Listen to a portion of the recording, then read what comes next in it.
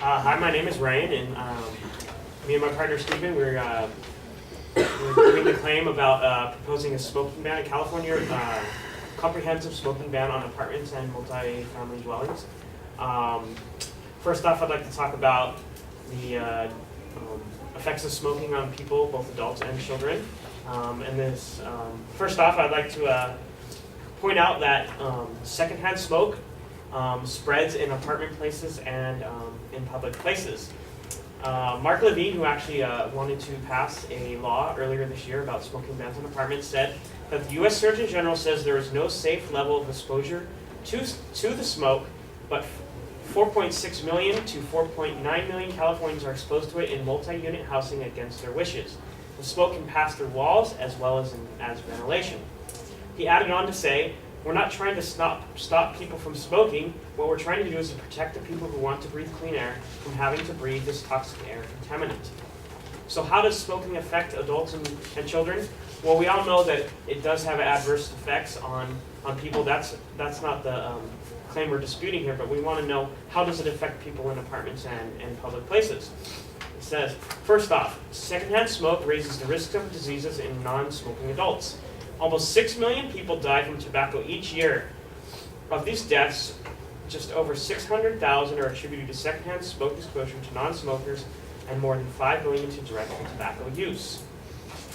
Also, in a study on the deterrence of secondhand smoke at home, this was done in a study in India, it says, secondhand smoke increases the cancer risk by 20 to 30% in non-smokers who are exposed to secondhand smoke at home or at work. Also, not only does secondhand smoke affect adults, it also affects children. In a commentary on timely impact of smoke-free public places on the most exposed children, children are particularly vulnerable to secondhand smoke exposure, as even modest levels of exposure have been associated with respiratory abnormalities and other adverse effects. It is also stated in the Surgeon General that in 2005, it was estimated that exposure to secondhand smoke kills more than 3,000 adult non-smokers from lung cancer, approximately 46,000 from coronary heart disease, and an estimated 430 newborns were studied in death syndrome. In addition, secondhand smoke causes other respiratory problems in non-smokers such as cough and phlegm and reduced lung function. Going along with the exposure of secondhand smoke risk to children, in a study about secondhand smoking at home and outside the home for students, hence one of the ways to prevent children from exposure to secondhand smoke is by, that's the wrong quote, my bad. Here it is. In 2001, the secondhand smoke was attributed to more than 209,000 cases of asthma for children aged 0 to 14 years and nearly 100,000 cases of recurrent ear infections for 0 to 5-year-olds. Currently, the ban of smoking, we all know that we have a ban of smoking in public places such as restaurants and recently in bars and stuff like that. I remember growing up, and I remember going to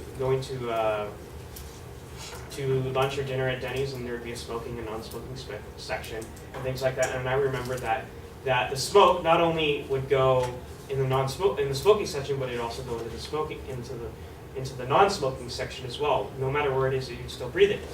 But this is also the same for apartments. The smoke can get anywhere, as I stated before, it gets into ventilation. But the law now for landlords is that landlords already have the authority to prohibit smoking in their rental units through a law implemented last year. This is Mark Levine that said this. But Levine's bill would have proposed a mandatory ban statewide.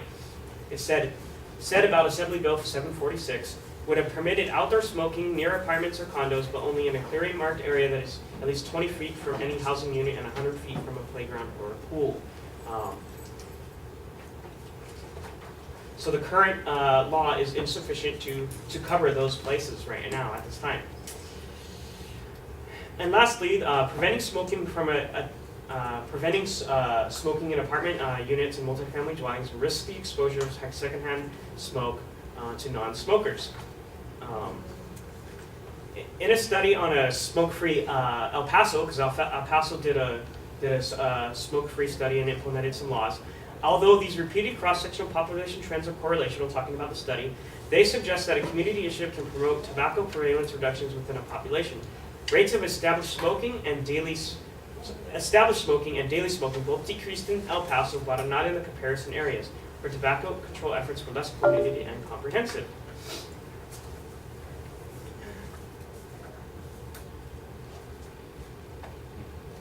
Okay, and also in a study done on the efficiency of different models of smoke-free laws in reducing exposure to secondhand smoke, and in a multi-country comparison, it states that in this study in 2012, in every instance there was a clear reduction in overall levels of secondhand smoke, recorded with a greater decrease observed among countries that had implemented comprehensive smoke-free laws between two data collection points. Among the 5 countries with comprehensive smoke-free laws, there was an average reduction in particle matter 2.5 micrometers or less of 68.4%. So it is our claim that banning smoking is advantageous and will help non-smokers have less exposure to secondhand smoke.